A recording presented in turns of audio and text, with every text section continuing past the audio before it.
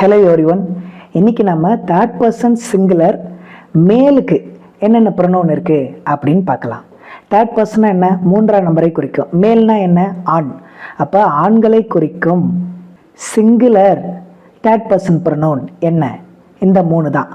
He, him, his. இப்போ உங்களுக்கு டெட்டில் இது போல் ஒரு கொஷின் கேட்குறாங்கன்னு வச்சுங்க. Choose third person singular object pronoun for மேல் அப்படின்னு கேட்குறாங்க. இதுக்கு என்ன பதில் சொல்லுங்க? இதை கேளுங்க, பதில் கிடைக்கும். ஹீ வாக்கியத்தினுடைய முதல்ல பயன்படுத்தணும். ஹீனா அவன் அப்படின்னு அர்த்தம். அப்போ இது subject pronoun, third person singular subject pronoun. Him அப்படின்னா அவனுக்குன்னு அர்த்தம்.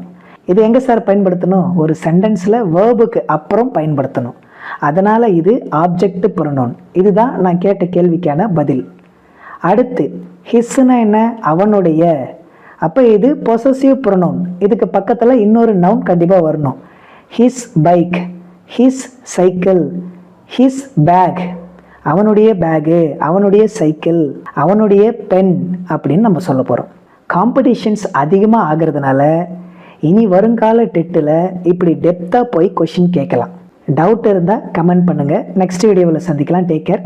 By by.